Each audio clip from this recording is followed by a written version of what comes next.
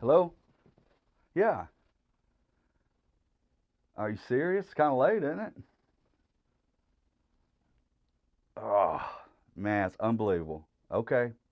Well, I'm your guy. If I have to come by myself, but I think I can round at least one person up. Okay. All right, I got it. Hey, send up the bat signal.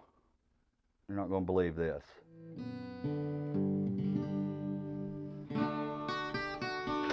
Well, there you are. Where Hey are man, you? what's going on? Were you already in the bed? Hell, I guess I'm allowed to sleep, right? Every once in a while. So I didn't give you a lot of information, but our friend has called, and it seems the entire team got pushed out with the flu, probably at rehearsal. Um, but I have looked over what they had already had planned and what everything's already built. The service is built, so we can just do this set. That third song, we'll probably have to maybe do a key change, decide how we're going to play it with instruments, and decide what we want to take, or put some gear together. Did you get in touch with our other friend, or we Unfortunately, it's just us today. dynamic duo rides again? Yeah. All right, well, let me grab a bass. Let's see what we can put together. You got there, yeah, 14. All right, this first one's in G. You good? Check that, both of those black knobs. There you go. Pickups are hot. Yeah. I don't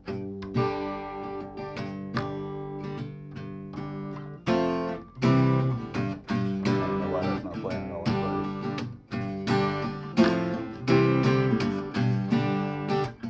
It's not the first time we've had technical difficulties. Okay. No, I still don't know what's going on. Oh, here we go. Here we go. No, that's not it either. Yeah, it is. No. Well, thing works every day forever. Well, this was a fake scenario with a real ending where we had a malfunction on the DI. I don't know if it's the cable or the DI.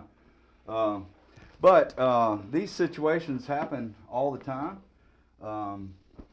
People are out. People need to be filled in. And we do I've done a lot of fill-in work over the years. And also with let's talk about what we're going to talk about tonight, Rob. All right. Welcome back, everybody. Welcome back to Budget Worship. Jameson, Rob, it's a pleasure to have y'all back with us. One of the things we really wanted to talk about was scenarios where singer-songwriters tend to have to go and fill in for other churches. When people get out, they're out sick. COVID, flu right now is rampant. These are real-world scenarios that we just have to deal with. It's just it's part of the position that we hold, and it's a part of the job that we chose to do or were chosen to do. So I think it's really important that no matter what's going on, we've always got to have that in the back of our minds. Be ready. That's right. And as much as, a musician's creed, practice, practice, practice, sometimes you have to kind of rely on the skills that you've developed up to that point to make something happen really quick. Probably the most often scenario that I'm dealt with that is always a rush is a funeral or a memorial service. And it's usually typically a specific song. And I've went through lots of songs that the only time I've ever done them was because someone requested them. And that plays into this as well. So anytime you're going into somewhere different just for a temporary role, whether it be one day or a season of a couple of weeks or something, what do? First you have to assess where you're going, what's there, what's available. You're going to be by yourself. You need to bring people with you. In this pretend case that we worked up, where a whole worship team was wiped out, and this scenario was a Saturday night, so they were, they're pretty fortunate to find two people who could come and not just one or nothing have to play videos. But I have done this before where I wasn't able to use the existing plan. I was like, well, I'm just going to have to do what I know. I'm not going to be able to learn 5 songs overnight. What about you, Rob? I've been in that scenario countless times.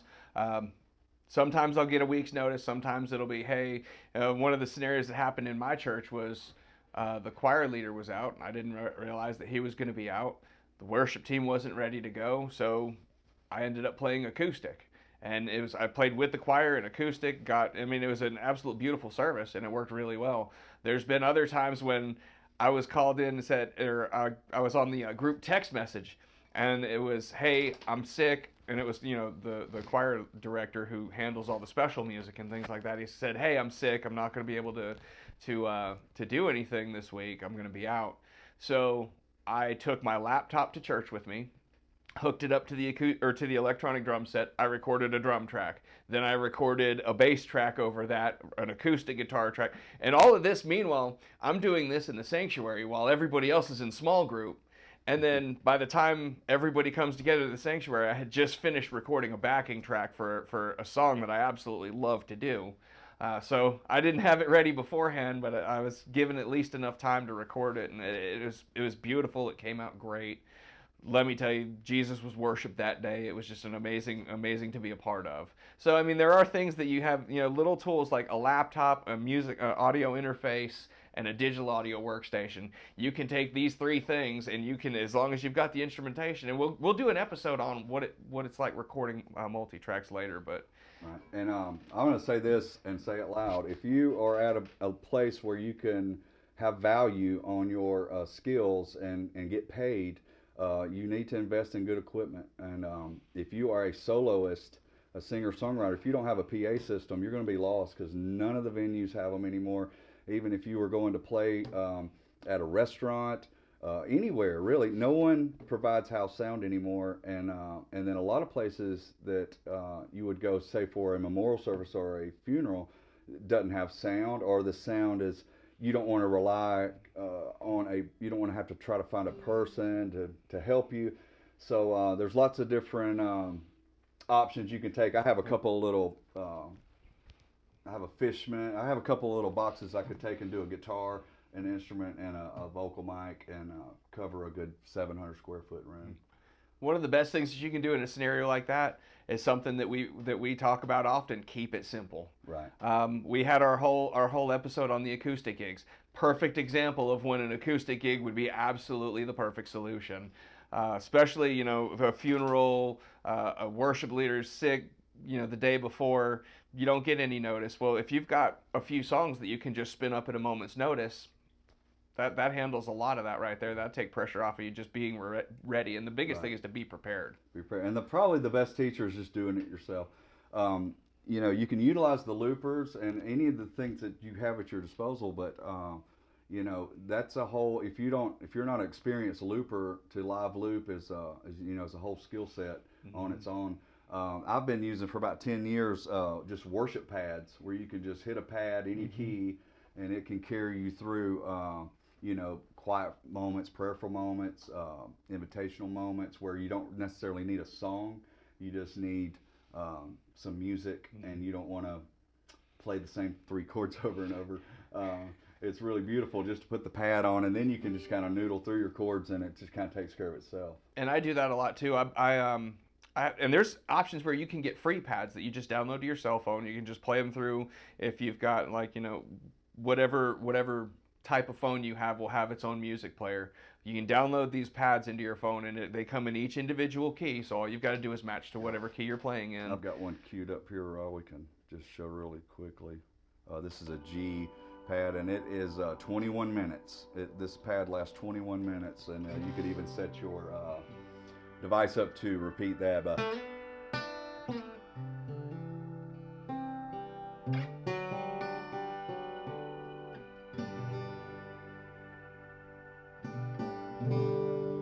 That's just beautiful. But I've used them before in up tempo. I hit B on a second because I have my glasses off, but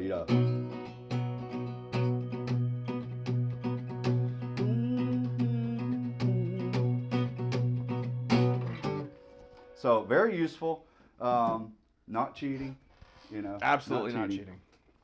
Now, some of the things that you'll get pushback in some places about whether that's actually just an emotion builder, and that's the other side of that coin. Is whatever you bring with you, be expecting that there is a probability that you may get some pushback on some of it, especially, and nobody's going to give you the pushback like your own home church will. Yeah, and hey, but and we could do a whole episode on He Hurt My Feelings.